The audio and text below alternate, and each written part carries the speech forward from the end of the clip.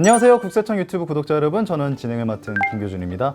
네, 국세청 장려세제과 직원분들과 함께 지금 모셔놓고 근로장려금 반기 신청과 관련해서 여러분께 안내를 드리고 있습니다. 그래서 이제 아주 기본적인 내용들, 이제 언제 신청하나, 어떻게 하나, 이런 것들은 다른 영상이 있으니까요. 꼭 챙겨 보시고 오시면 좋을 것 같습니다.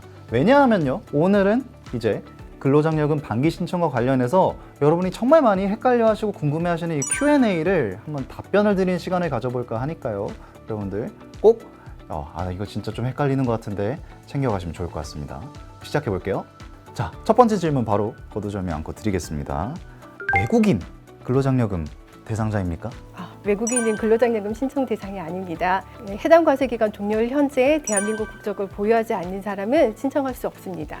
하지만 외국인이라도 대한민국 국적을 가진 자와 혼인하였거나 대한민국 국적을 가진 부양자녀가 있는 경우 신청 가능합니다.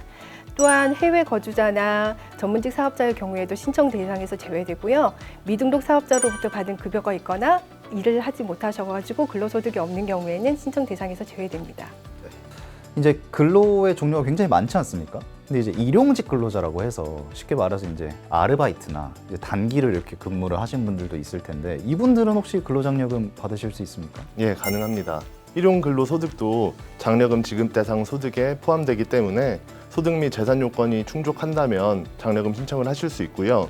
참고로 이제 지자체에서 실시하는 희망 근로, 자활 근로 사업의 급여와 방위산업체, 연구기관, 기간산업체에서 복무하는 전문 연구 요원 및 산업 요원이 받는 근로소득은 비과세 근로소득이 아니기 때문에 신청이 가능하고요. 다만 군복무 중인 현역 병사가 받는 급여는 비과세 소득에 해당되기 때문에 장려금 신청 대상이 되지 않습니다. 그렇다면 이제 요건이 충족되는 것 같더라도 내가 이제 비과세 소득을 받는 건지 아닌지는 잘 구분을 해야 된다. 네, 맞습니다. 네, 좋습니다. 그리고 저희 이제 유튜브에 실제로 이제 나의 상황이 이런데 좀 어떻게 되나요? 이런 댓글이 진짜 많이 달리거든요. 그래서 많이 달린 댓글 중에 하나 또 여쭤보도록 하겠습니다. 이 상반기에 이제 지급을 받지 않습니까? 근데 이제 정기 신청, 쉽게 말해서 이제 하반기까지 총 포함해서 연간 근로장려금이 이제 정리가 되게 되는데 혹시 이제 받았는데 다시 내야 되는 이런 환수해야 되는 경우도 발생하나요? 안타깝지만 환수되는 경우도 발생합니다. 소득 재산 요건을 검토해서 근로장려금을 재산정하는 경우에 환수가 발생할 수 있습니다. 환수가 가능할 수도 있는데 그럼 혹시 환수가 진행이 되게 된다면 그 환수의 순서가 따로 있습니까? 네, 환수금이 발생을 하게 되면 해당 소득세 과세 기간에 자녀장려금에서 먼저 차감을 하고요.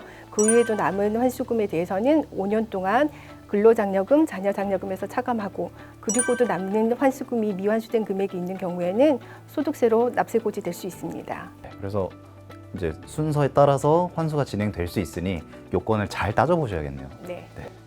좋습니다. 그리고 이제 신청을 하면 예상 어느 정도 이제 될 것 같다 이런 게 좀 알 수 있잖아요. 그럼 그대로 정확하게 딱 지급이 되는 건가요? 장려금을 신청하면 신청 자격 유무랑 지급액을 심사를 하게 되고요. 심사 결과에 따라 신청 시 금액과 지급 금액이 차이가 날 수 있습니다. 잠시 감액 사유에 대해서 말씀을 드리면 가구원 재산 합계액이 1억 7천만 원 이상이면서 2억 4천만 원 미만인 경우에는 50%가 감액이 되고요. 또 국세 체납액이 있는 경우에는 총 지급액의 30% 정도를 충당한 후에 지급을 하게 됩니다. 그러니까 만약에 내가 대상이긴 하나 국세 체납이 있으면 그 체납분부터 어느 정도 이제 처리를 하고 나머지를 이제 지급을 받게 되는 그런 구조로 진행이 된다 말씀을 해주셨습니다. 네. 다음 질문 가보도록 하겠습니다. 이게 또 사실 좀 어려운 부분이긴 한데 나는 확실하게 근로를 했으나 이게 신고가 안 되는 경우, 전산상에 이게 잘 드러나지 않는다거나 서류적으로 뭔가 이게 안 된 경우, 그런 경우에 받을 수 있나요? 근로소득만 있는 거주자는 근로소득 간이지급 명세서와 일용근로지급 명세서로 확인이 가능한데요. 원천징수 의무자가 제출하지 않는 경우에는 신청자가 사업자에게 소득자료 수정 제출을 요구하고 본인이 직접 지급받은 금액을 기준으로 장려금을 신청할 수 있습니다. 그래서 보통 제출을 안 하면 제출해달라고 요청을 하면 되는 건데 그럼에도 제출을 안 해서 수정도 안 하는 그런 좀 답답한 경우가 있을 수 있지 않습니까? 네, 맞습니다. 그때는 어떻게 해야 됩니까?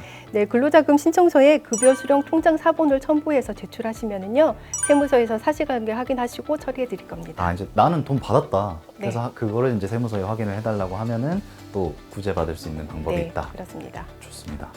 그리고 처음에 35% 준다 그랬거든요. 반기 지급인데 왜 40%를 안 주고 35%를 줍니까? 전년도 기준으로 상반기분을 지급하고요. 다음해 당해년도 기준으로 정산을 하다 보면 부부 합산 총소득이나 재산 요건 등이 변동돼서 환수가 발생하는 경우가 있습니다. 이러한 납세자 불편을 최소화하기 위해서 산정액의 35%만 지급하는 것입니다. 또한 환수를 예방하기 위해서는요, 32% 적용한 금액이 15만 원 미만인 경우에는요, 환급하지 않고 내년 6월 정산 시에 지급합니다. 특수 조건이 있습니다, 여러분. 잘 확인해 주시면 좋을 것 같습니다. 엄청 중요한 건 아니지만 생각보다 중요할 수 있는 작은 질문 하나 드려보겠습니다. 처음에 신청서에 넣었을 때 계좌번호를 입력하지 않습니까? 다른 데로 받고 싶다, 계좌번호를 변경하고 싶다, 이거 가능합니까? 예, 그런 문의가 많은데요. 반기 신청 기간 중에는 홈택스에 들어가거나 아니면 ARS 1544-9944에 전화를 거시거나 모바일 앱에서 신청자가 직접 계좌를 변경을 하실 수가 있고요. 만약에 신청 기간이 경과된 이후에 변경을 하고 싶다 하시는 분들은 국세청 홈택스에 장려금 계좌 변경 신고서가 있거든요. 그거를 작성해서 제출을 하시거나 아니면 관할 세무서 민원봉사실에 방문을 하시면 장려금 계좌 변경 신청서가 있거든요. 그거를 작성하셔서 제출을 하시면 계좌 변경이 가능합니다. 다만 이제 민원봉사실에 내방을 하실 때는 본인 신분증 변경하시고자 하시는 계좌의 사본 등 첨부 서류를 제출하셔야 됩니다.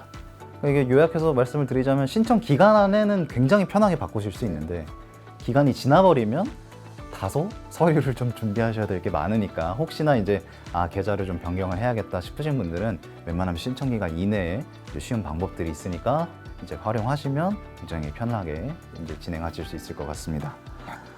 네, 이렇게 장려세제과 직원분들과 함께 근로장려금 반기 신청에 대해서 알아봤는데요. 더 자세한 정보, 또 나에게 맞는 상황에 따른 좀 조언을 받고 싶으시다면 국세청 유튜브나 SNS, 그리고 홈택스, 저희 누리집 등을 이용하시면 굉장히 다양한 정보를 받으실 수 있으니까요. 여러분 적극적으로 활용하셔서 근로장려금 반기 신청 성공적으로 마무리하시길 부탁드리겠습니다.